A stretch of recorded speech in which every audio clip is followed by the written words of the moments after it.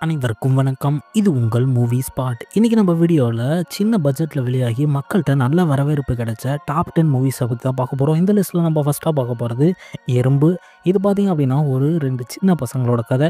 ஆக்சுவலா பார்த்தீங்க அப்படின்னா, இவங்க அம்மா இறந்ததுனால அவங்க அப்பா வந்து வேற கல்யாணம் பண்ணிட்டு ஒரு குழந்தையும் பொறந்துரும். அவங்க அப்பாவுக்கு வந்து இவங்க 2 பேர் மேலேயே ரொம்ப பாசம் இருந்தாலும், அவரு ரொம்பவுமே ஏழ்மையா இருக்காரு. அதனால அவங்க கேட்கறத எதுவுமே வாங்கி தர முடியல. இதுக்கிடையில பார்த்தீங்க அப்படின்னா, அந்த 2வது ஒய்ஃபோட குழந்தைக்கு வந்து ஒரு பர்த்டே வருது. அதுக்காக வந்து ஒரு கிராம்ல ரிங் எடுக்குறாங்க.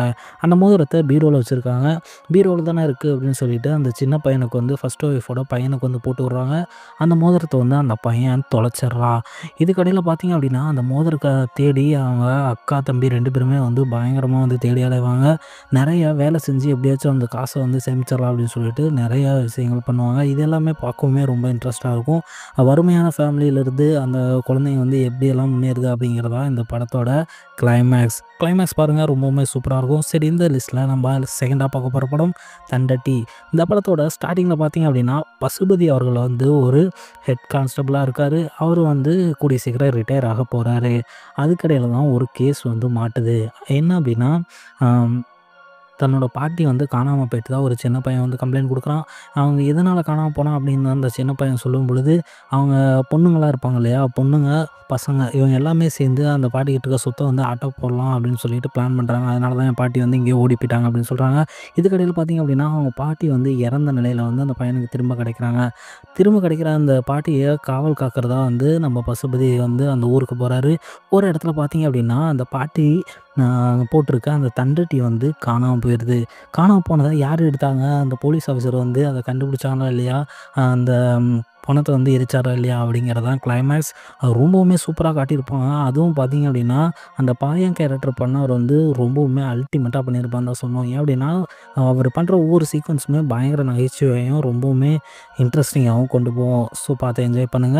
இந்த லிஸ்ட்ல நம்ம தேர்டா பார்க்க போறது நெடுநல் வாடை. இந்த படத்தோட கதைய பத்தி பார்த்தோம் அப்படின்னா, ஓப்பனிங் சீன்ல ஒரு பொண்ணு வந்து தன்னோட குழந்தைகள கூட்டிட்டு அவங்க அப்பா வீட்டுக்கு வராரு. ஏன் அப்படின்னா, அவங்க கணவர் தவறிட்டனால தன்னோட அப்பா வீட்டுக்கே போயிரலாம் அப்படின்னு சொல்லிட்டு வராரு. அப்பா வீட்டுக்கு வரும்பொழுது, அவனோட அண்ணன் இருப்பான் இல்லையா? சொத்துல வந்து இவளுக்கும் பங்கு குடுக்கணுமே அப்படின்னு சொல்லிட்டு ரொம்பவுமே வந்து வெறுப்பா நடந்துக்குவான். இதுக்கிடையில பார்த்தீங்க அப்படின்னா, அவங்க அப்பா வந்து நான் எப்படியாச்சும் அவங்கள காப்பாத்தணும் அப்படின்னு சொல்லிட்டு ரொம்பவுமே கஷ்டப்பட்டு விவசாயம் பண்ணி உழைச்சு அவங்கள வந்து மேலேத்துவாரு.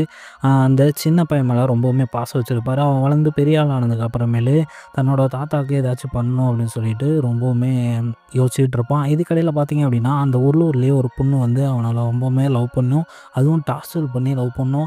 ஆனா, அவனுக்கு வந்து சுத்தமா விருப்பம் இல்ல. ஏன் அப்படின்னா, சின்ன வயசுல தான் அவன் ரொம்ப கஷ்டப்பட்டு வளர்ந்துருக்கான் இல்லையா?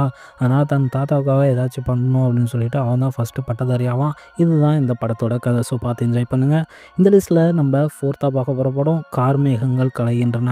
இந்த படத்தோட கதைய பத்தி பார்த்தோம் அப்படின்னா, ஒரு 2 பேர் வந்து தன்னோட மகள்கள தேடி அலையறது தான் இந்த படத்தோட கதை.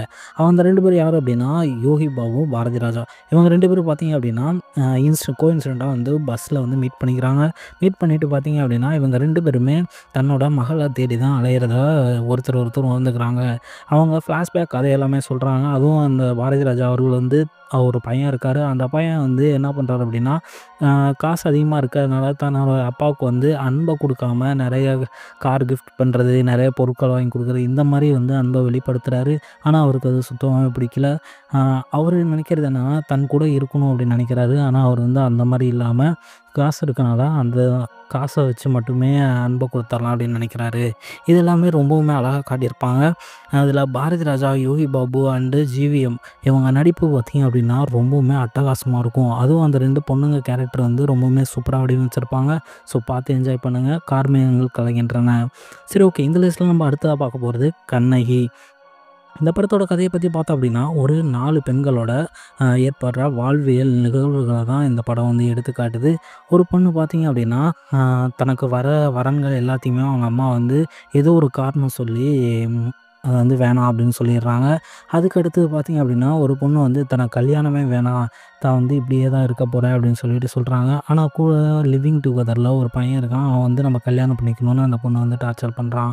இதுக்கிடையில் பார்த்தீங்க அப்படின்னா இன்னொரு பொண்ணு வந்து சென்னையில் வந்து வசிக்கிறாங்க. அந்த பொண்ணு வந்து கர்ப்பமாயிடுறாங்க கல்யாணத்துக்கு முன்னாடியே. அதுக்கப்புறம் என்ன நடந்துச்சு அப்படிங்கிறது எல்லாமே ரொம்பவுமே கோர்வையாக காட்டியிருப்பாங்க. இந்த 4 பொண்ணுங்களுக்கு என்ன லிங்க் இருக்குது அப்படிங்கிறத கிளைமேக்ஸில் ரொம்பவுமே சூப்பராக காட்டியிருப்பாங்க. அதுதான் இந்த படத்தோட சக்ஸஸ்ன்னு சொல்லுவேன். ஏன் அப்படின்னா பெண்களை மையமாக வச்சு இந்த படம் எடுத்திருக்கனால ரொம்பவுமே சூப்பராக வந்து மக்கள்கிட்ட ரீச் ஆயிடுச்சு. சரி, ஓகே. இந்த லிஸ்ட்டில் நம்ம அடுத்தா பார்க்க போகிறது ஜே பேபி. இந்த படத்தில் பார்த்திங்க அப்படின்னா ஊர்வசி பயங்கரமாக நடிச்சிருப்பாங்கன்னு தான் சொல்லணும். ஒரு அம்மா கேரக்டர். இது ஆக்சுவலாக பார்த்திங்க அப்படின்னா ஒரு ஒரிஜினல் கதை. என்ன அப்படின்னா அவங்க வந்து கொஞ்சம் மனநிலை பாதிக்கப்பட்டவங்களாக இருப்பாங்க. தன்னோட பசங்க தான் அவங்களோட உலகமே. தன்னோட பசங்களுக்காக என்ன வேணாலும் பண்ணுற ஒரு கேரக்டராக வந்து ஊர்வசி வராங்க. அவங்க பார்த்திங்க அப்படின்னா திடீர்னு ஒரு நாள் காணாமல் போயிடுறாங்க. காணாமல் போனதை தேடுறதுக்கு வந்து இவங்களுக்கு மொத்தம் 3 பசங்க 2 பொண்ணுங்க இருக்காங்க. அது தேடுறதுக்காக 2 பசங்க போகிறாங்க. அவங்க எப்படின்னா அண்ணன் தம்பிங்க தான், இருந்தாலுமே அவங்க 2 பேத்துக்குள்ளே ஆகாது. அவங்க 2 பேருமே அப்போனண்ட்டாக தான் இருப்பாங்க எப்பயுமே. தன்னோட அம்மாவை தேடுறதுக்காக அவங்க 2 பேருமே போகும்பொழுது என்னென்னலாம் பண்ணாங்க, இவன் எவ்வளோ பிரச்சனைகள் வந்து சந்திச்சாங்க, அவங்க அம்மாவை ஃபைனலாக கண்டுபிடிச்சாங்களா இல்லையா, அவங்களுக்குள்ளே இருந்த ஈகோவும் வெறுப்புணர்வும் வந்து மாறிச்சா இல்லையா அப்படிங்கிறதான் படத்தோட கிளைமேக்ஸ். ஸோ பார்த்து எல்லாருமே என்ஜாய் பண்ணுங்கள். சொல்லப்போனால் ஊர்வசி அவர்களோட நடிப்பு வந்து அட்டகாசமாக இருக்கும். அவங்களுக்காகவே இந்த படத்தை வந்து எத்தனை முறை வேணால் பார்க்கலாம். அதோடு மட்டும் இல்லாமல் தினேஷ் வந்து பயங்கரமாக ஆக்டிங் பண்ணியிருப்பார். ஃபைனலாக ஒரு ட்விஸ்ட்டும் இருக்கும். ஸோ பார்த்து என்ஜாய் பண்ணுங்கள். இந்த லிஸ்ட்டில் நம்ம அடுத்ததாக பார்க்க போகிற படம் தமிழ் குடிமகன். இந்த படத்தோட கதையை பற்றி பார்த்தோம் அப்படின்னா நம்ம ஹீரோவான சேரன் வந்து ஒரு தாழ்த்தப்பட்ட இனத்தை சேர்ந்தவர். அவர் வந்து படித்து விஏஓ ஆஃபீஸராக வந்து ஆகிறாரு. விஏஓ ஆஃபீஸராக ஆனால் மட்டும் போதாது அப்படின்னு சொல்லிட்டு அந்த மேல் ஜாதியை வந்து ஆதிக்கம் காட்டுறாங்க அவங்க மேலே. ஒரு சொல்லப்போனால் வந்து ஊரில் வந்து ஒரு இன்சிடென்ட் நடக்கும். அதாவது ஊர் பெரியவர் வந்து இறந்துருவார். அந்த பாடியை வந்து கொண்டு போய் எரிக்க வந்து அந்த மேல் ஜாதியினர் வந்து அலோவ் பண்ண மாட்டாங்க. தான் என்ன தான் வந்து படித்து பெரிய அதிகாரியாக இருந்தாலுமே அவரால் வந்து அந்த செயலை வந்து செய்ய முடியாமல் ரொம்பவுமே தவிப்பார். ஃபைனலாக அந்த பாடியை வந்து எரிச்சாங்களா, தன்னோட மக்களுக்காக வந்து எவ்வளவு பாடுபட்டார் அப்படிங்கிறதான் படத்தோட கிளைமேக்ஸ். ஸோ பார்த்து என்ஜாய் பண்ணுங்கள். இந்த லிஸ்ட்டில் நம்ம அடுத்ததாக பார்க்க போகிறது போகும் இடம் வெகு தூரம் இல்லை. இந்த படம் பர்சனலாக எனக்கு ரொம்பவுமே பிடிச்ச படம். ஆக்சுவலாக பார்த்தீங்கன்னா ஒரு ஆம்புலன்ஸில் தான் இந்த கதையே ரன் ஆகும். என்ன தான் வந்து 2 மணி நேரம் ஆம்புலன்ஸ்லேயே கதை ரன் ஆனாலுமே எந்த ஒரு தோய்வும் இல்லாமல் பயங்கர சுறுசுறுப்பாகவும் விறுவிறுப்பாகவும் போகும். ஆக்சுவலாக பார்த்திங்க அப்படின்னா விமல் வந்து ஒரு ஏழையாக இருக்கார். அவர் வந்து கல்யாணமும் பண்ணியிருக்காரு.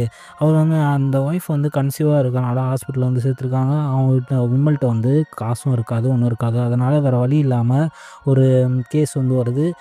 மதுரைக்கு கொண்டு போய் இந்த பாடியை வந்து சேர்க்கணும் அப்படின்னு சொல்லிட்டு அந்த பாடியை எப்படியாச்சும் மதுரையில் கொண்டு போய் சேர்த்தா அமௌண்ட் கிடைக்கும் அப்படிங்கிறனால நம்ம விமல் வந்து பாடியை ஏற்றிட்டு போகிறாரு. போகிற வழியில் கருணாஸ் வந்து லிஃப்ட் கேட்கறனால அவரையும் கூட கூட்டிகிட்டு போகிறாரு. ஆனால் அந்த பாடி வந்து என்ன அப்படின்னா ஒரு 2 பேர் இருப்பாங்க. அவங்க வந்து 2 ஒய்ஃபோட குழந்தைங்க வந்து அடிச்சுப்பாங்க. யார் வந்து அந்த பாடி வாங்கி எரிக்கிறது அப்படிங்கிறது தான் அவங்களுக்கு உண்டான போட்டியே. இதுக்கடையில் விமல் வந்து அந்த பாடியை தொலைச்சிருவார். இது எல்லாமே பயங்கரமாக போய்கிட்டுருக்கும். ஃபைனலாக அந்த பாடி கிடச்சா இல்லையா, இவங்க 2 பேருமே சேர்ந்து என்ன பண்ணாங்க அப்படிங்கிறதா படத்தோட கிளைமேக்ஸ். ஸோ பார்த்து என்ஜாய் பண்ணுங்கள். என்னோட பர்சனல் ஃபேவரட்டும் கூட. இந்த லிஸ்ட்டில் நம்ம அடுத்த பார்க்க போகிறது நந்தன். இந்த படத்தோட கதையை பற்றி பார்த்தோம் அப்படின்னா ஒரு ஊரில் வந்து மேல் ஜாதியினர் கீழ் ஜாதியினர் அப்படின்னு 2 பேர் இருக்காங்க. அந்த ஊரோட தலைவர் வந்து எப்போயுமே ஒருத்தர் தான் செலக்ட் ஆவார். திடீர்னு பார்த்திங்க அப்படின்னா அந்த பஞ்சாயத்தை வந்து எஸ்சி கோட்டாவாக அறிவிச்சிருவாங்க. அதனால் வந்து கீழ் ஜாதியினர் தான் வந்து அந்த தலைவர் போஸ்டிங்கில் இருக்கணும் அப்படின்னு சொல்லிட்டு அறிவித்ததுக்கு அப்புறமேலு அந்த மேல் ஜாதி தலைவர் இருப்பார் இல்லையா, அவர் வந்து என்ன சொல்லுவார் அப்படின்னா நமக்கு அடிமையானவன் தான் இருக்கணும் அப்படின்னு சொல்லிட்டு முடிவு பண்ணுவாங்க. இதுக்கடையில் தான் நம்ம சசிகுமார் அவர்கள் வந்து அவங்க வீட்டு வேலைக்காரனாக வந்து இருக்கார். நம்ம சொல்கிறத கேட்பான் அப்படின்னு சொல்லிட்டு சசிகுமாரை வந்து தலைவராகவும் ஆக்குறாங்க. தலைவரானதுக்கப்புறமேலு சசிகுமார் வந்து அந்த பில்டிங் ஒரு ரூம் மாதிரி கொடுத்துருப்பாங்க. அந்த பஞ்சாயத்து ரூமுக்கு வந்து போகணுன்னு ஆசைப்படுவார். ஆனால் அவன் வந்து உள்ளே விடாமல் போயிட்டு வேறு ஏதாச்சும் வேலை செய்ய அப்படின்னு சொல்லிட்டு சொல்லிடுவாங்க. இதுக்கடையில் பார்த்திங்க அப்படின்னா நிறைய வந்து கலவரம் நடக்கும். சசிகுமாரை போட்டு அடித்து துன்புறுத்துவாங்க. இது எல்லாமே கடந்து சசிகுமார் அவர்கள் வந்து தான் ஒரு தலைவர் அப்படிங்கிறத ப்ரூவ் பண்ணாரா இல்லையா, வந்து மேல் ஜாதியினர்லாம் சேர்ந்து என்ன பண்ணாங்க, அதை எல்லாமே எப்படி ஃபேஸ் பண்ணார் அப்படிங்கிறத படத்தோட கதை ரொம்பவுமே சூப்பராக இருக்கும். பார்த்து என்ஜாய் பண்ணுங்கள். நம்ம லிஸ்ட்டில் ஃபைனலாக பார்க்க போகிறது வெப்பம் குளிர் மழை. இந்த படத்தோட கதையை பற்றி பார்த்தோம் அப்படின்னா எல்லா தாய்மார்களும் எல்லா பெண்களும் பார்க்க வேண்டிய படம்னு சொல்லுவேன். என்ன அப்படின்னா அந்த பொண்ணுக்கு வந்து கன்சீவ் ஆக மாட்டாங்க. அதனால ஊர்ல இருக்க எல்லாமே வந்து திட்டிகிட்டே இருப்பாங்க. சொல்லப்போனா அவங்க மாமியார் வந்து ரொம்பவுமே ஹார்ஸா திட்டுவாங்க. மலடி அப்படி இப்படின்னு சொல்லி ரொம்பவுமே வேர்ட்ஸ் எல்லாம் பயங்கரமா யூஸ் பண்ணி திட்டுவாங்க. ஆனா ஒரிஜினலா பார்த்தீங்க அப்படின்னா, அந்த பையனுக்கு தான் வந்து அந்த பிரச்சனையே இருக்கும். அந்த பொண்ணுக்கு வந்து இருக்காது. ஆனா ஊர் முழுக்க என்ன சொல்லுவாங்க அப்படின்னா, அந்த பொண்ணுனால வந்து பெத்து குடுக்க முடியல அப்படின்னு சொல்லிட்டு ரொம்பவுமே இது பண்ணுவாங்க. ஃபைனலா வந்து என்ன முடிவு பண்ணுவாங்க அப்படின்னா, அ ஒரு டெஸ்ட் டியூப் பேபி மாரி பண்ணிக்கலாம் அப்படின்னு சொல்லிட்டு முடிவு பண்ணுவாங்க. ஆனா அந்த பொண்ணுக்கு வந்து தெரியாது. அது வந்து அவனோட ஸ்பெர்ம் கிடையாது. வேற ஒருத்தனோடது அப்படின்ட்டு சொல்லிட்டு. ஆனா தெரிய வரும்பொழுது 2 பேருமே உடைஞ்சு போயிடுறாங்க. இதுக்கிடையில பார்த்தீங்க அப்படின்னா, நெறைய டெஸ்ட் எடுத்து பார்க்குறாங்க. ஃபைனலா பார்த்தீங்க அப்படின்னா, அத ஒரு இத வந்து உணர்றாங்க. நம்ப வந்து குழந்தைக்காக தான் இதுவரைக்கும் சந்தோஷமா இருந்திருக்கோம்.